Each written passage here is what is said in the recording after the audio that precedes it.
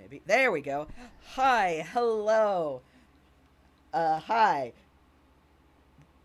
Fuck. This is going great already. It's been a very long time since I have started this. Hi, welcome to a 12 frames per second. We're in the aberration server for this time. That's new for me. I'm Hex. Hi. And I'm joined by my good friend. Hello, aforementioned friend. My name is Whirlwind Gale, otherwise known as Gale, also Whirl. Depends on what you feel like. 1 second. Voice and video. That's the problem. Uh-oh. What happened? Okay, there we go. I should sound better now. Hey, alright. We love to see it. Forgot to switch my input device. Anyway, hi, I'm Whirl. I'm also here. I'm not as new to this server, but I am still relatively new to this server. Who you playing today, Whirl? Who am I playing today? I am playing Yu Audiennes once again. Hey, we love to see it. So, you'll find out who I'm playing in a minute. Don't worry, he's not important. What? Tell me. So tell me, first of all, starting out, what's you's day to day kind of looking like? What's you doing right now? Day to day, you typically really only goes between like three places at any given time. He's usually like either at home, at work, or at the library. Mm-hmm. All right. Occasionally, he will venture elsewhere for shopping or errands or sightseeing, but usually it's, house, well, not house, apartment, Moria's office, or library. Okay. So he's got a pretty rigid he goes this path to this location, he goes here to this location. Like he knows his route. He's very Mm-hmm. familiar. Mm-hmm. He's got his routine very well set. Mm-hmm. Cool. Awesome. Excellent. So, while he's on this routine, which way would you say he's going? Is he going to Moira's apartment or library? Given the time of day, he's probably headed home from work. Okay. So, with that in mind, as he's walking, what's his passive perception out of curiosity?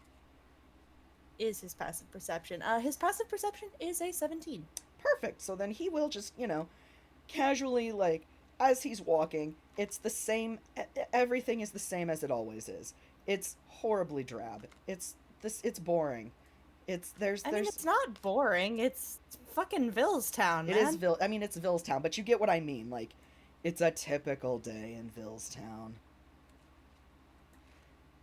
It's not boring to someone who's come from another world, but it is the stuff he has come to expect. The same level of wild craziness. Yeah. It's the same thing every day that he's experienced since he got here basically. Uh which is to say he's walking and there's probably a couple of people set up uh there's a couple of people walking by him or just kind of hanging out vibing. Um, and as he passes by an alley that he's passed by, I mean, you know, 100 times by now, uh, there's something there that wasn't there before normally. It's a table. And as he passes by it, he hears there's someone sitting at this table obviously, but as he's passing by, he knows with that perception that he specifically is being addressed. um when he hears, care to confess your sins? And I have to do what I usually do when my boy gets startled, which is roll a wisdom save. Ah. Come on, DMV, load. There we go. Hey, that's actually good! Nice. Usually he, like, jumps a foot in the air, but I think at this point he's just like, yeah, this is Villestown. I better just be aware of my surroundings. Yep. So he got an 18 on that wisdom save, and he's just like, well, as far as I know, I haven't done anything wrong. Have a lovely day, sir. And he's going to continue walking. Fantastic. You know that gag where you're walking and then the person you passed is like in the next area in front of you somehow? It's Yes. that. He passes another alley and that table is there again and he hears, "Care to confess your sins?"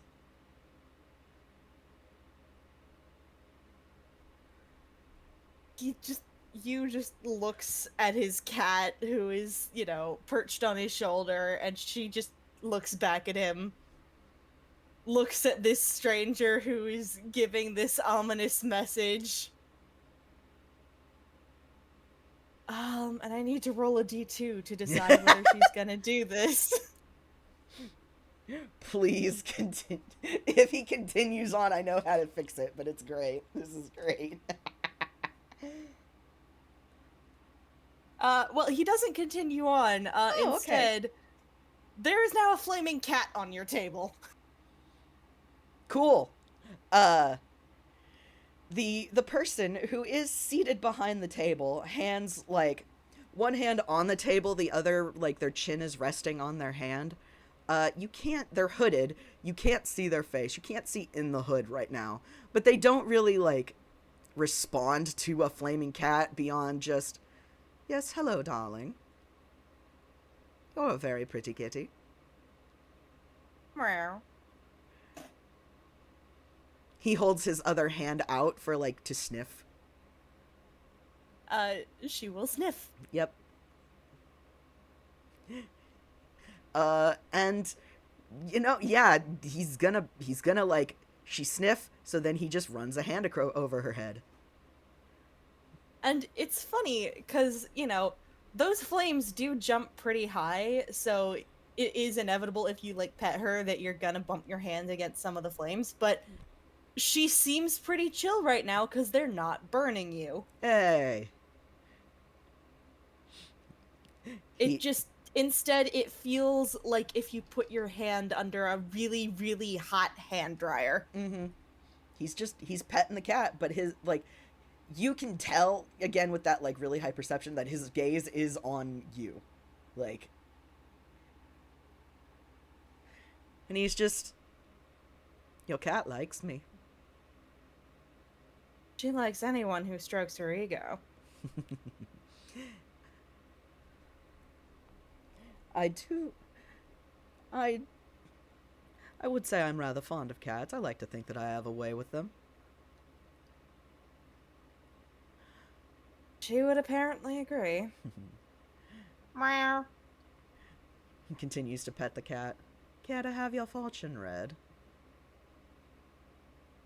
So you've gone from asking me for confession to offering your services. They're typically one and the same.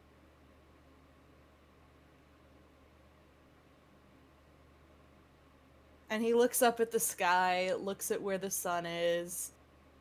He doesn't have a watch, but he does pull his mirror off of his hip and just flip it open, run through a couple of the screens to see what his schedule is for the day, then click it shut and say, "I'm guessing if I continue walking, you're just gonna keep showing up."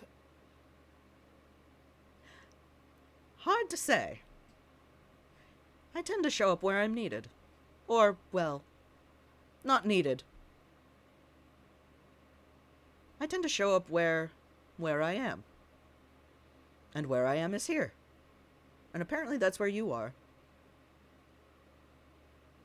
So, you remind me very, very much of someone else I've met. I get that a lot. You're not gonna turn me into a frog, are you? Pfft, heavens, no.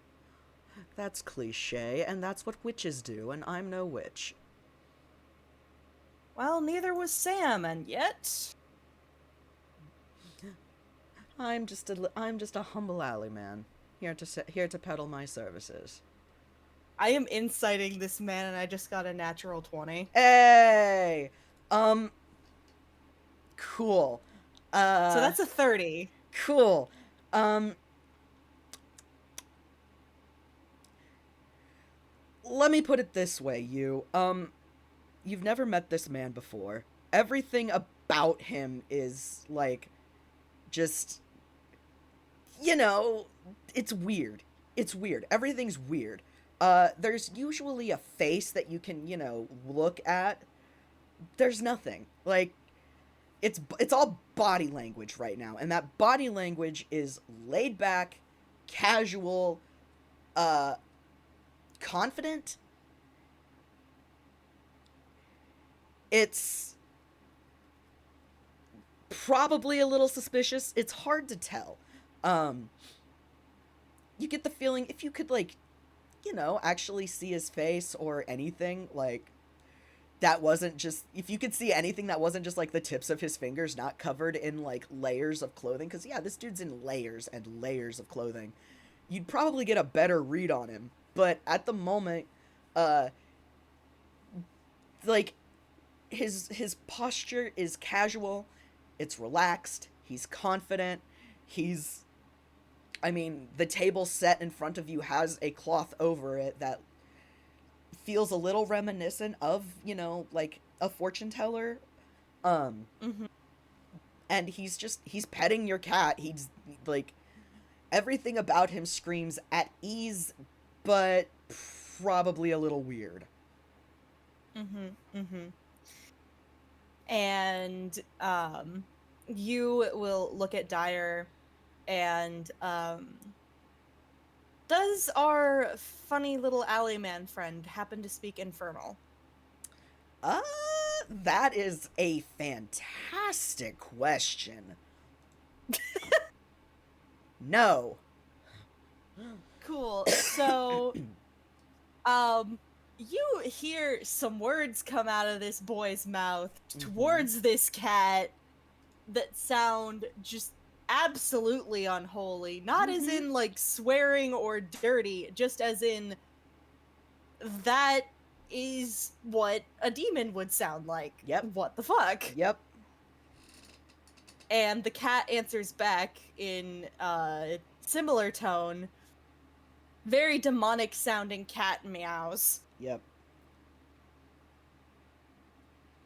You get the And I was gonna say you gets the impression of like whatever's going on under that hood is just smiling at him, like just not like sinisterly. It's just that passive like smile.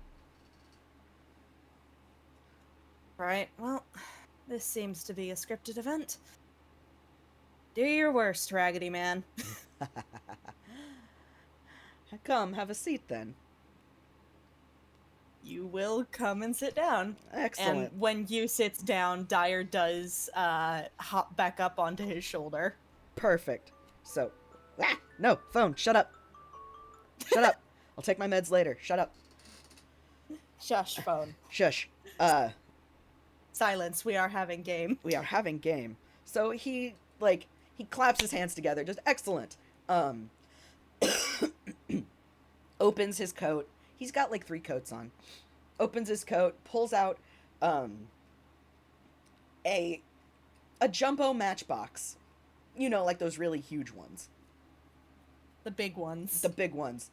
Slides it the open. ones that you use to light your fireplace. Yeah. But it's like a bulk pack. So he opens that up and pulls a deck out. A deck of cards. Before tucking the matchbox back into his coat. And he starts to shuffle the cards. And with Yu's 17 passive perception, he notices one of the first things he notices about this deck is all of the card backs are different. Does get a bit of a raised eyebrow, but And this deck seems much thicker than a normal deck. that eyebrow goes a little bit higher. And so man's shuffling. He's shuffling and he goes, "So, do you have a question that you have a burning question that you would like an answer to, or are we just going to meander our way through a reading?" Can't say anything in particular comes to mind. Very well, very well. That's just I fine with me. I have been taught by the last person I encountered with a penchant for fortune telling that unfortunately the only thing that's pressing right now is not exactly something the whims of fate can help with. You'd be surprised. Sometimes they're willing to give you a little nudge in the right in a direction at least. They tend to not go for stagnation after all. Still, I'd rather not tempt a bad reaction. Very fair, very fair. So he's shuffling, and I'm shuffling. I Shuffle, said shuffle, shuffle, I said shuffle, this was shuffle, as shuffle, shuffled as it shuffle. was gonna get, and then I just kept shuffling, and oh hey, okay, cool. So as he's shuffling, uh, his hand slips, which seems a little odd, and cool. Uh, but a couple of cards tumble out from the shuffle, and he goes, "Ah, hello, okay, all right, you want to be important," and he sets them off to the side, and then he deals. And I need to pull out my spread for this bitch. Come here, you. Yeah, come here, Oh you. boy. Yep. All right. Nope. We're doing the Alley Man spread, so it's nice and simple at the moment. At the moment. At the moment, so he deals his cards. Let's see. You go 1, 2, 3, 4, and 5. Okay. And once he deals those cards, he then pulls out several copper coins, like actual copper, and he lays them on top of each card. And then he clasps his hands and he says, "The center card is you. The 4 cards surrounding it are doors. You may pick one card to reveal it, because all of the cards are laid face down.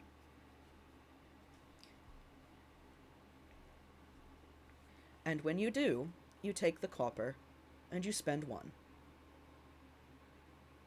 And every card you flip or door you open to continue on, you spend a copper."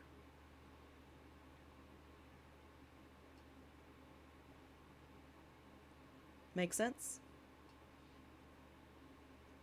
Um, let me just roll flat intelligence because this is very much not what he is used to from what he has been taught.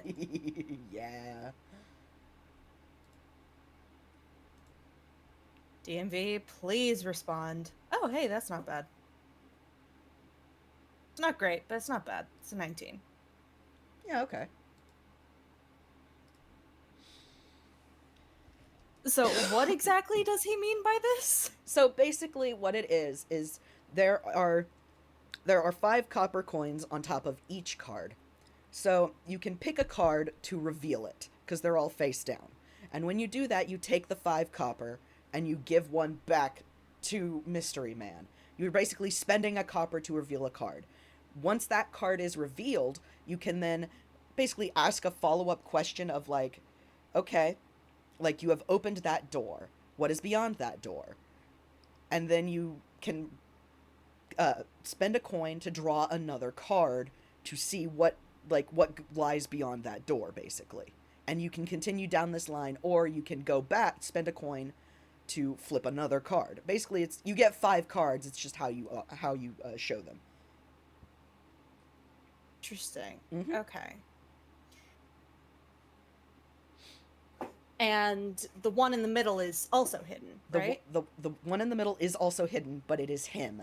He can choose to reveal himself, but that's just like there's nothing that branches from that. It is just, what am I in this reading, if you want to know. So That always does seem to be a good place to start. Know mhm. who you are before you begin the journey. True. All right. And I think he will like say that out loud, and he will tap the center card. Very well. So the man flips that card, and I knew it was that one, but it's still always fun to see it. So Oh, no, it's not bad. Well, it kind of, it could be. So he flips the card, and that certainly just looks like a cheap motel sign with a skull on it. And blink, blink. yep, you've never seen a card like that before. It does have the 13 in Roman numerals on it, which does you know his tarot? He does, so he can identify that, okay, if it's a 13, then that means it's probably one of the major arcana, because Yep. the minor only go up to 10. Yep.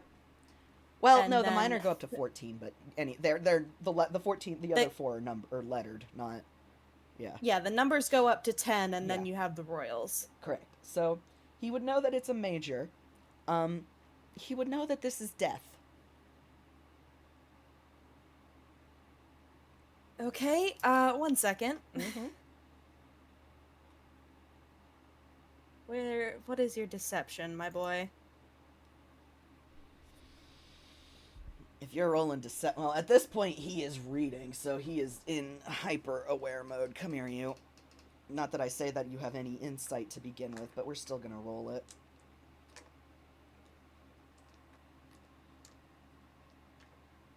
Please load. I know Dad's doing some shit in the garage. Yeah, okay.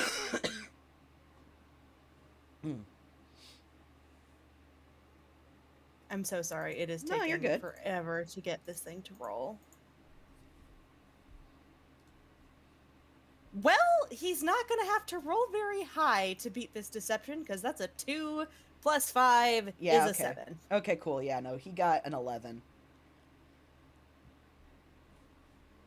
He got an 11, so he can read whatever you's going through. Yeah, so for starters, he knows that you apparently knows enough about tarot to recognize at least what card this is adjacent to. Mm-hmm. What card this would be in a normal deck. Yep. And he can also catch a sort of bitter flash of amusement. So he kind of he grins, taps the card, and slides the 4 copper coins towards you, because now you has 4 coins to spend. But he says, the motel death. It's still a death. It's still about change, but it's, think of it as, well, on a journey. The motel on the side of the road is normal. It's just there. You overlook it pretty easily. You forget it. It's Completely ordinary and easy to overlook. exactly. But Yeah, that tracks. it's also, a standard part of life. It's something that's always there. It's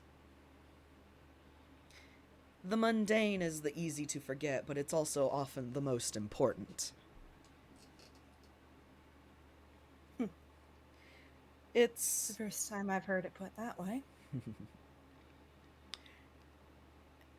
Think of it like this. Every day, there are small, minute changes occurring all around you. Nothing ever stays the same. But you don't really notice it, because on the grand scheme of things, it changes so little that why bother? But that's kind of the beauty of it, isn't it? It's the incremental changing of the coastline rather than the Rather than massive hurricane that destroys the city. Exactly. Small, slow, steady, always there. A rock something that you can rely on, that you never really seem to take for granted until it's gone. That's you. In this moment. Or so the cards say. Oh, goodness. Well, that is a familiar sentiment. Okay. Would you like to open a door? You know what? Sure. Let's see. Pick a Eeny, card. meeny, miny, you. And he will tap the one on the top left. Okay. Top left. All right. You got another high card. Do do do do do. Where are you now? That's the wrong way. There are too many deaths in this deck. Nope, nope, nope, nope.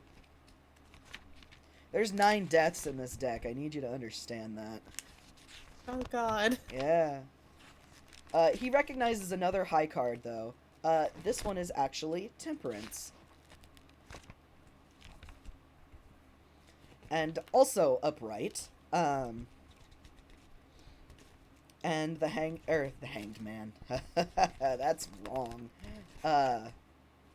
The man, he kind of tilts his head and he's just, important, I see. Alright. Oh, wait, no, that's not Temperance. No, that's not Temperance. That's Hope. I'm sorry. I misread it. You don't recognize this card. This is a card you've never really seen before, So, he flips the card and he goes, this is still a high card. Yeah, here we go. This is still a high card. And he goes, Hope. I don't speak French. I'm not gonna try. I would butcher it. But, it's... Okay, wait a minute. Yep. He outright calls it French. Yeah. That gets more of a reaction than the card that you hasn't seen before. Ha! Because as far as he knows, this place has somewhere that is not France. But he did not know that there was a France here. There's probably a France here. You don't know.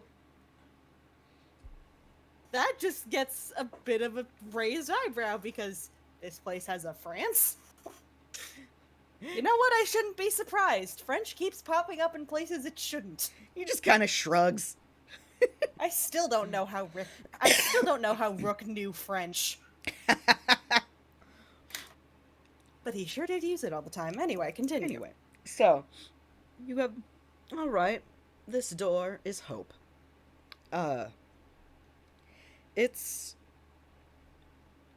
There's a dire situation around you. Something that, well, to be fair, you kind of feel like you're drowning. You're looking to the future and hoping for relief. You're not hoping for a good outcome. You are hoping for relief, for rescue.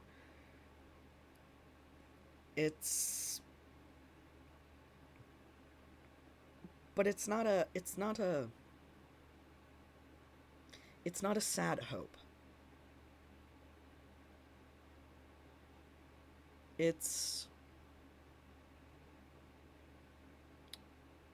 Well, hope can be a very dangerous thing. And I'm sure you're aware of all of that entails. But behind this door is hope.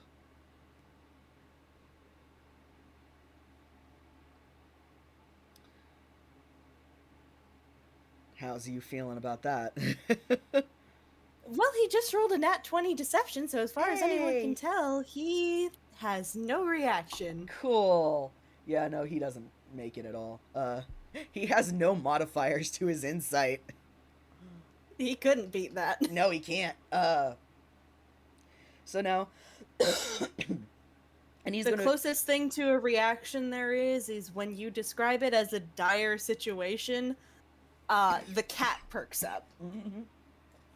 Specifically, she perks up at the word dire, but then you keep talking, so she settles back down. Yeah. So, Because, haha, that's my name. haha. uh, so from here, you can either spend a coin and close this door to open a new one and see what lies behind it, or you can continue on through this door and see what awaits you further in.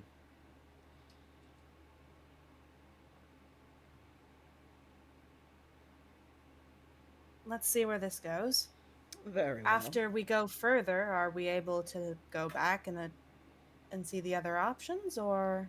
Once you have spent your coin, and he makes a gesture because now you only have 3 copper, that's all there is. And you will not get to know what these other doors are. Such is the nature of doors. You often don't get to know what's on the other side.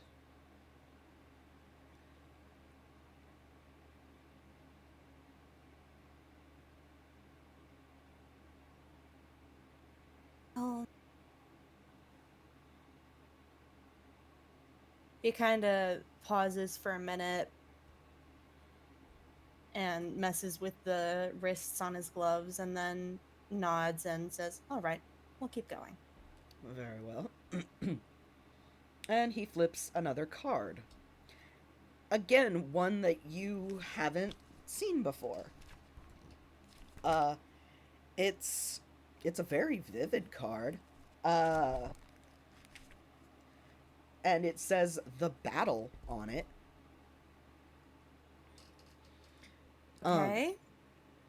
It's numbered as 7, which you would know from, from the arcanas, would mark it as a chariot card.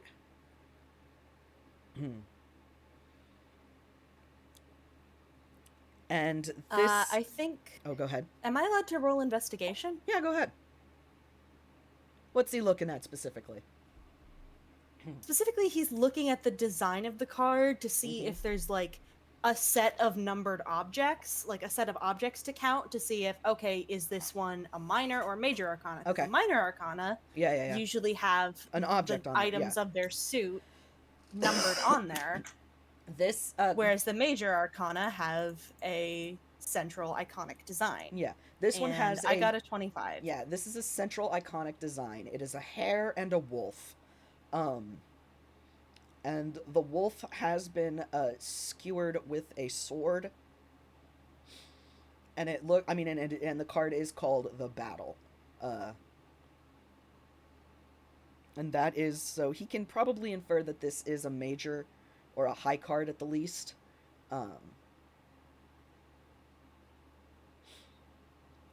And the mystery man, the fortune teller, kind of cocks his head a little bit. How interesting. This is the battle. It's...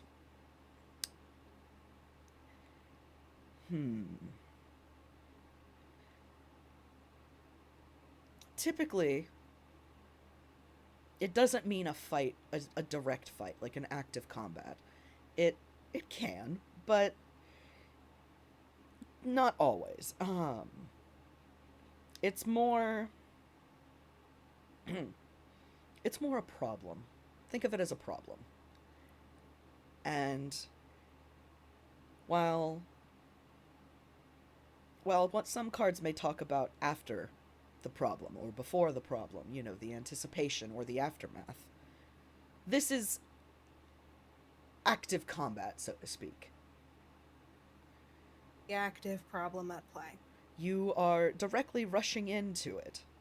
You're eager to tackle it. You're eager to sink your teeth into it.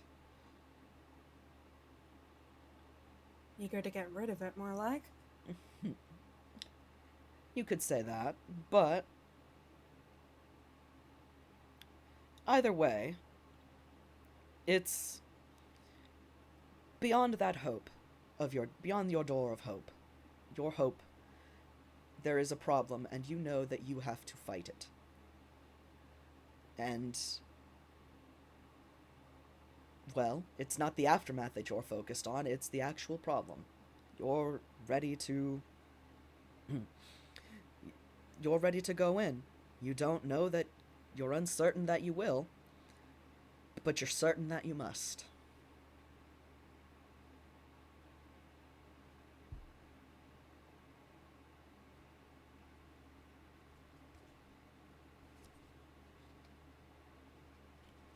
Interesting.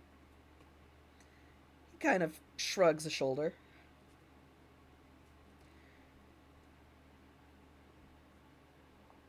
It's.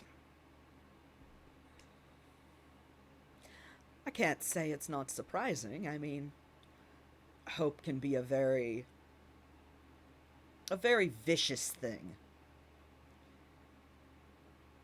Teeth and claws and whatnot. So having hope ready to jump into a battle for it and jumping into a fight, yeah, that makes a little sense. Hmm. He kind of nods in agreement. Mm-hmm.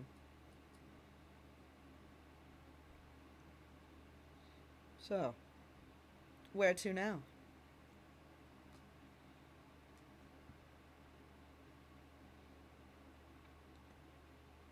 Well, going back doesn't seem like it would help much. Indeed. So I guess the only way to go is forward. All right. And he flips another card. And this one is actually one you recognize. Or at least, well, you don't recognize the design on the card, but you recognize it because right there on the top, it says, I'm okay. Breathe. Nah, Breathe, Hex. it's my vocal cords, they're cracking. But right on the No, top, Kraken's our brother. yes. But right on the top, it's the lovers. But this one's inverted.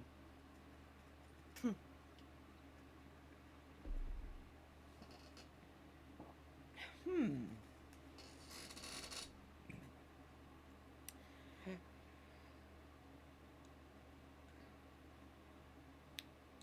Your He kind of frowns a little bit, and he glances over at the dropped cards that have been just sitting innocently off to one side, and he goes, "Ah, that's where you come in. All right." And he seemingly he picks one up at random. There's three of them, um, and he just kind of grabs one, and it is, ah, okay.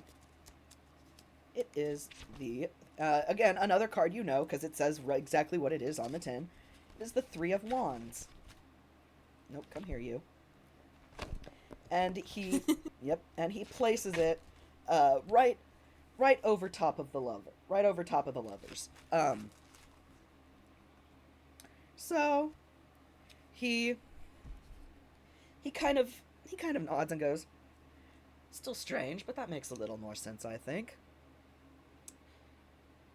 You're you're looking for someone. You're looking for something to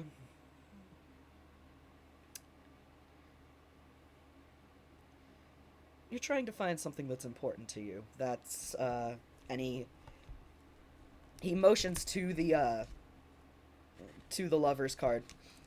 It's I wouldn't call it an actual lover per se, but it's a desire.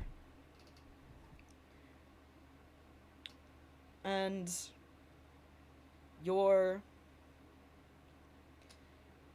you go into your conflict looking for that, but you're going to come out of it with something new. And that's when he motions to the three of wands. Whatever you're looking to find, I don't think you're going to find it. I think you're going to find something else that you realize is probably a little more important to you.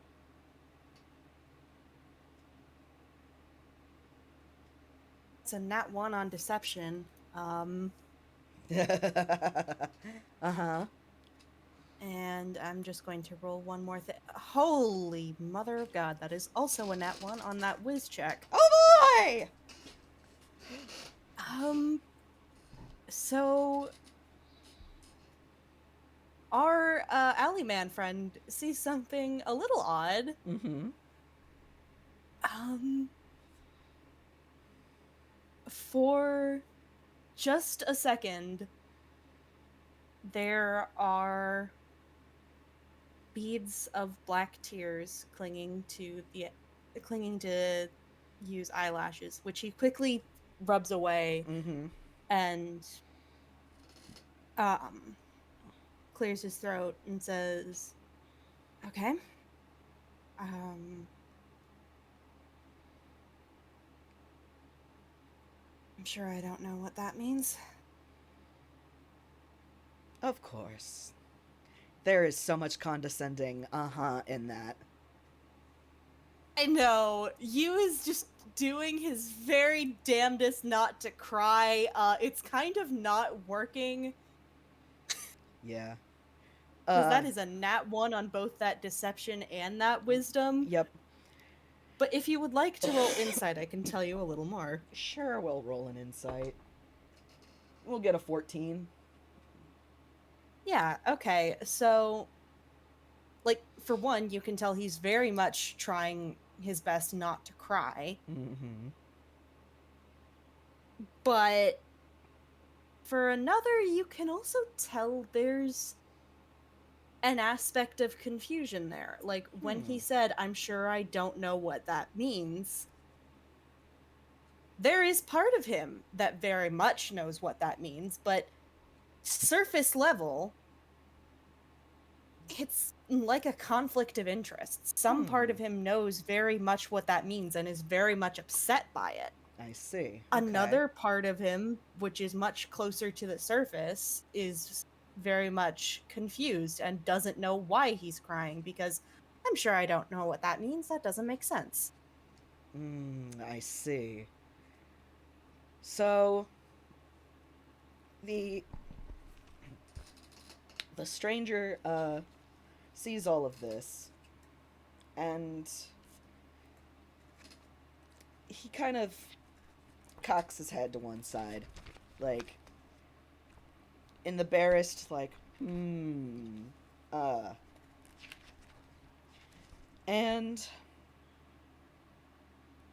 he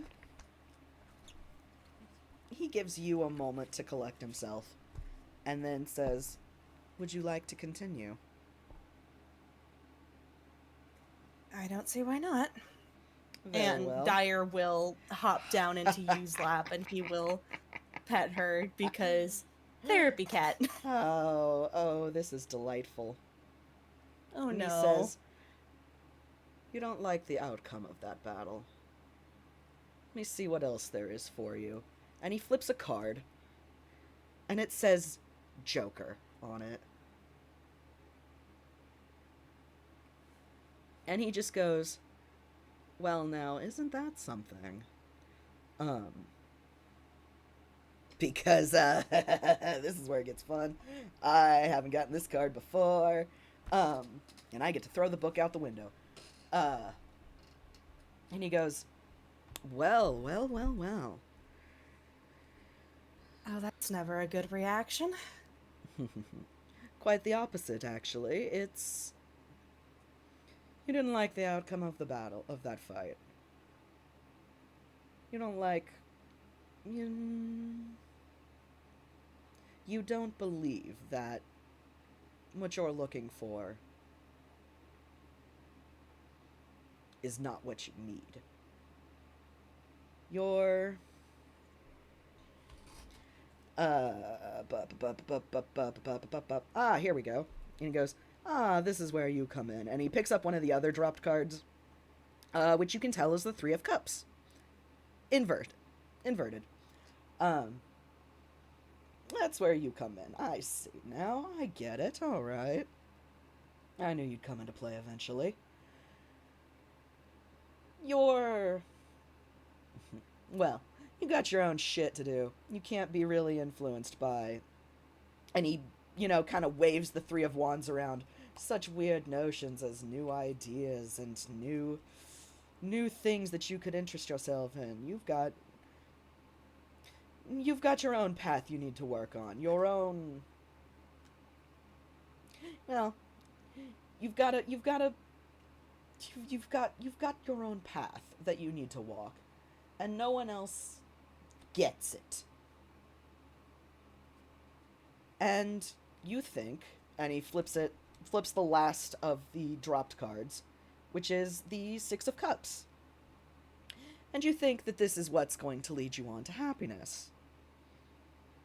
It's going to lead you on to where you want to be, what you want, everything like that. Uh, so, here's how I see this all laid out. You've you've got a problem. You're tackling it right now.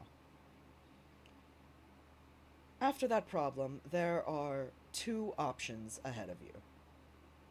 And quite frankly, I don't know what the Joker stands for here. It's. And you can actually hear him, like, visibly smacking his lips as he thinks. Typically, Oh it's. dear. Typically, it's a wild card. It's whatever would fit best in the reading. It's. It's my gut instinct of what I feel is appropriate here. But to be quite frank with you, I have no goddamn idea what is appropriate for you. It's a little odd, really.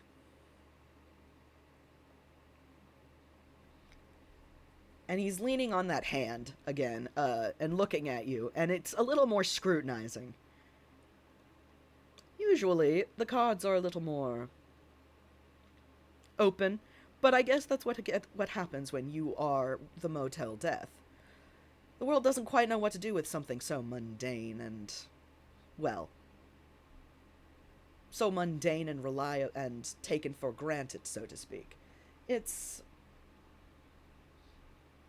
it's an unknown factor. You're a bit of an unknown factor here. But I can tell you, at the very least, you have two options.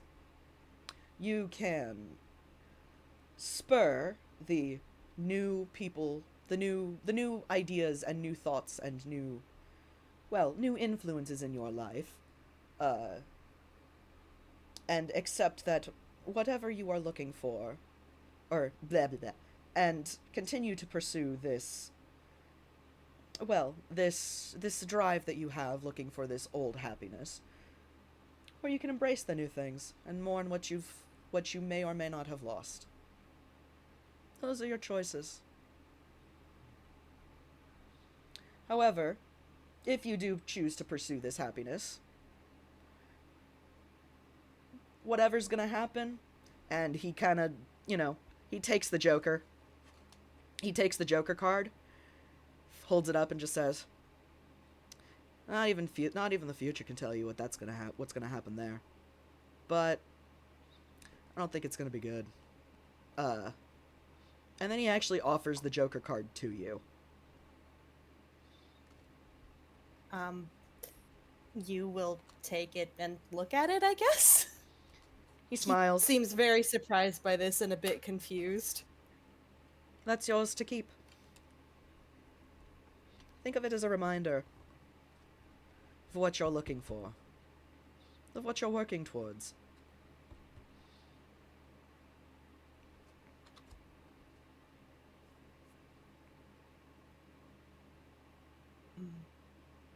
Thank you, I think. No need to thank me. Most people are not very happy when they get a reading like that.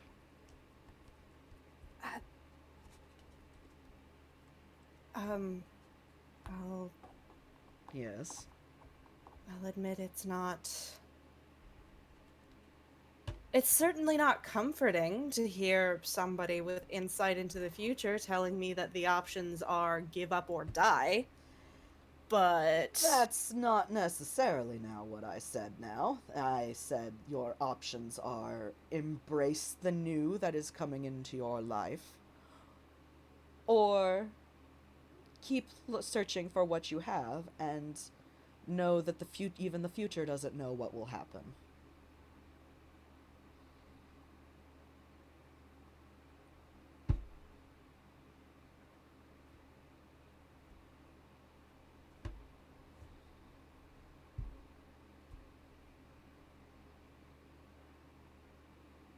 Hello?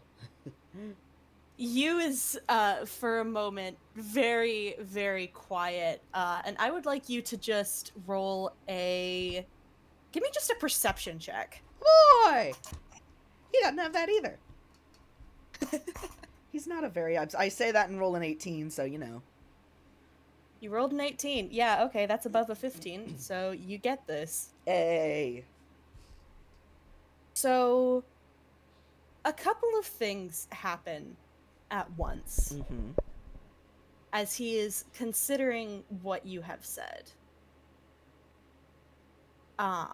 The first is you see what looks like black ink splattered over his arms.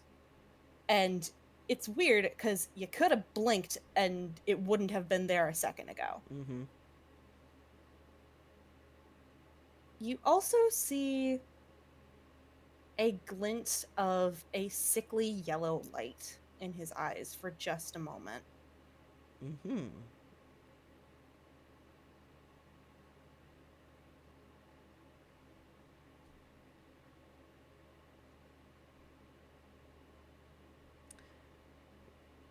I would say he reacts. I would say he reacts, but he's just kind of, again, head on his hand, just watching.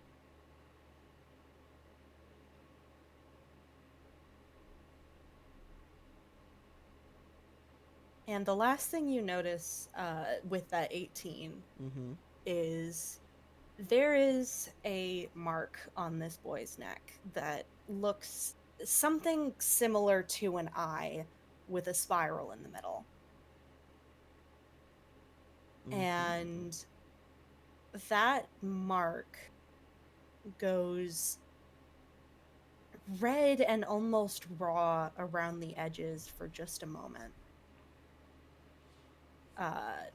Like it was newly inked for just a second. Mm-hmm.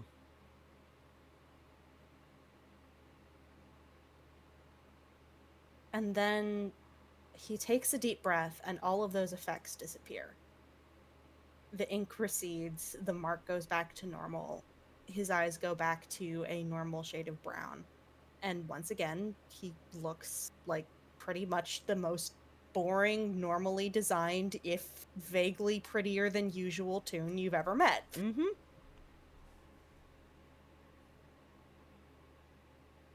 And he will look at the card that you have given him. Yep. And he will look at his other hand, which he was using to hold the coins that he'd been given. Mm-hmm. There are no coins in his hand anymore. Ah. They have, in fact, as he drew cards, they all kind of, be it they were swiped out of his hand or they just vanished, they're gone now. Mm-hmm. Because he did have one more thing to ask, but Okay. he doesn't exactly like the idea of angering the cards by going against what is supposed to be Wait, done. hang on, did we draw... Oh no, we only did draw 4 cards, didn't we? I have no idea. Hang on. Now I'm thinking back. I have not been keeping count. Oh shit, we only did draw 4. He does have 1 card left.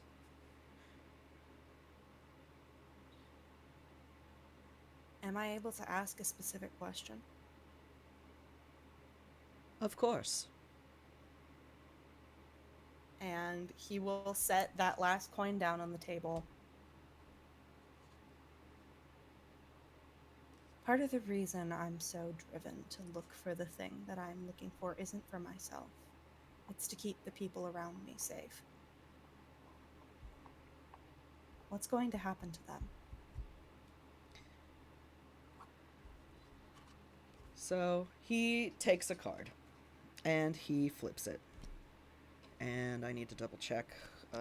Meaning. He. Ba-doo. You are the. Okay. Oh dear. That's a little difficult to. Okay. So he flips the card. It's the Eight of Swords reversed. And he kind of looks at it, tilts his head, tilts it the other way, clicks his tongue a little bit. That is the Eight of Swords, when like this, is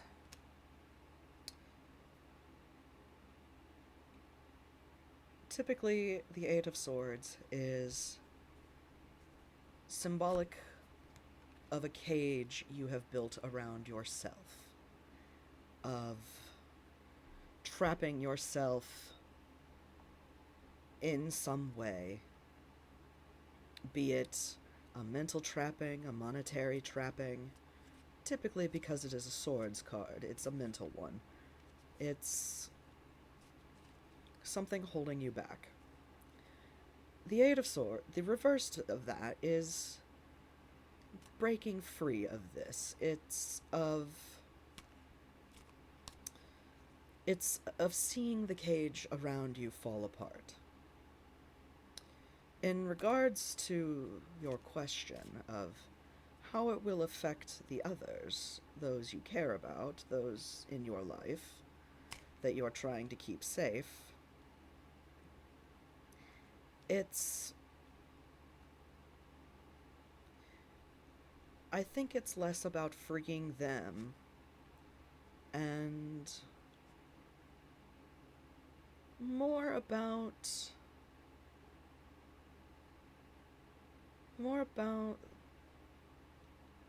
them. I don't even think it's them freeing you. Probably. But I think it's them getting to see you free.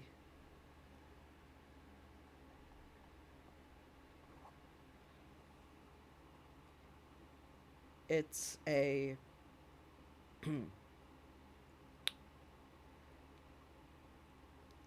you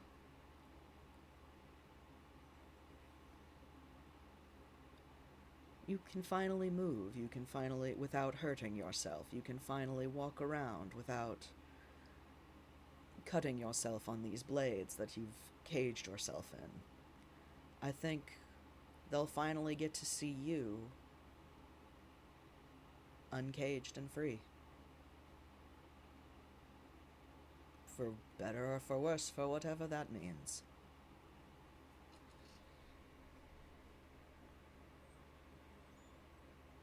Hex, please stop predicting my plot. I cannot help it. I am just telling you what the cards say. We are rolling some things. Don't worry about it. And that was supposed to be con, not charisma. These are all abysmal. Okay. Oh boy! Thank you.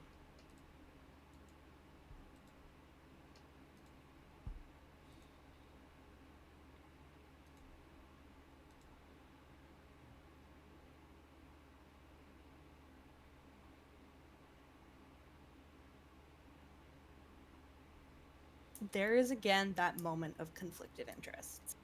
Of what you have said has hit somewhere below the surface, and yet somehow the surface remains undisturbed.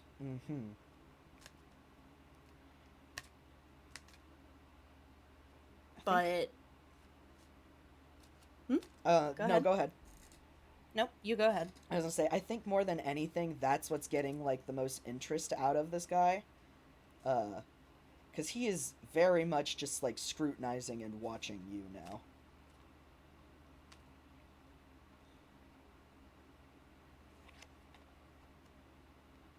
Because there's very much, like I said, that moment of conflicted interests, of, you know, part of him knows exactly what you mean, and for the tiniest of split seconds, there is, well, ironically, to bring things full circle, there is a look of desperate hope. Mm-hmm. But it is very quickly covered up by that blank confusion. That impression of, I don't know what this means. Okay.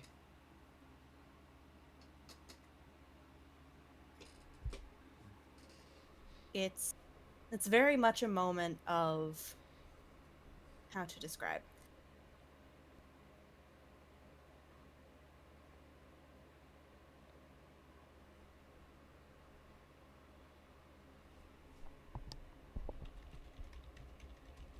I don't know how to words this. I will words it to you at some point. Yeah. There is that moment of understanding followed immediately by a entirely contradictory moment of, I have no idea what this could possibly mean. Mm-hmm. And Dyer is actually now looking up at her henchman, who is looking at this answer and trying to puzzle out what could possibly be the meaning of it. And she turns to look at the stranger and flicks her tail back and forth and slightly narrows her eyes at him. The stranger kind of like raises his hands at the cat, like, don't blame me, I'm just reading the cards. I'm merely a messenger.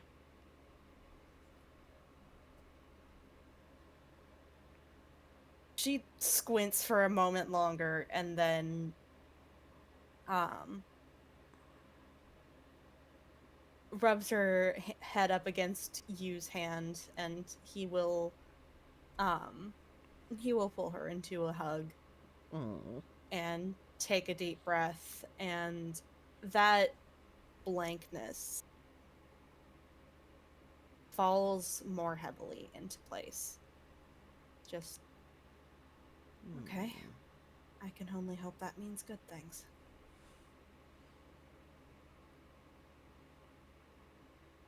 I think we've taken up enough of your time. Thank you for your insight.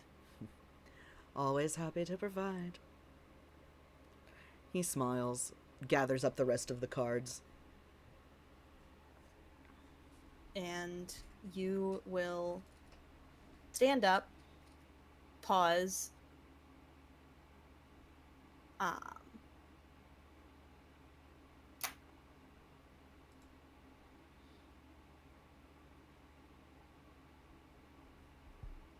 he actually pauses, reaches into hammer space, and pulls out both 2 gold coins and a cupcake, which he sets on the table, and then he's going to leave. All right. The mystery man will take both, bow, like duck his head in a bow. You get the feeling he smiles. He's smiling, but you still can't really see, and he just says, "Safe travels." To you as well. I do hope you find what you're. I do hope that wherever you end up, I hope that it's good for you.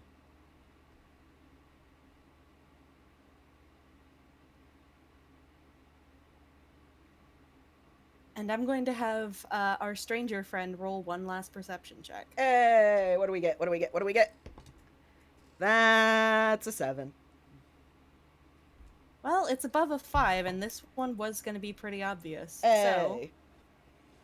So, where you had been sitting, Mm-hmm.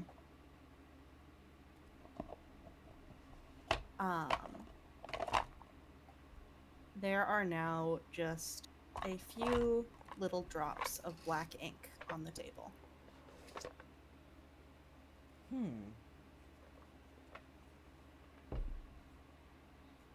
Curious.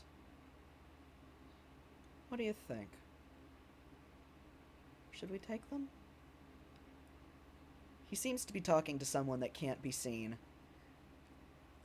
But there's a pause, and then he nods and says, "True. Can't have a messy table after all. Doesn't do well for my image." And those ink blots are wiped away with a cloth, but instead of being cast away, that cloth is tucked into hammer space with his deck. We might have Interesting. we might have to keep an eye on that one.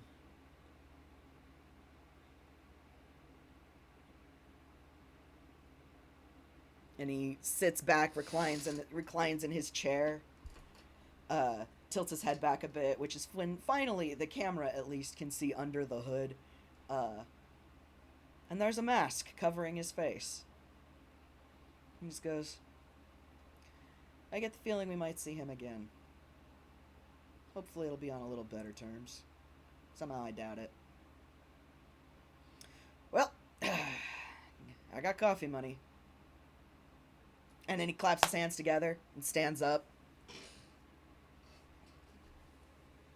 He is clearly talking to somebody, but you have no idea who the fuck he's talking to. Well, I know. You know. The audience. The audience does not know. But so he stands up. Well, one member of the audience currently knows. flips his table, closed. It's one of those little collapsible tables. Tucks that under his coat. That's a big coat. Yeah. It's like a thick leather coat. He just has to, fold it in and, slide it under there, and then it vanishes because it's hammer space. Shoo. Yep. And then he starts walking, whistling. And I think that's a good place for us to end. Yep, I think that's where we end it. Everybody say goodbye to the listeners. Bye-bye, listeners. Bye.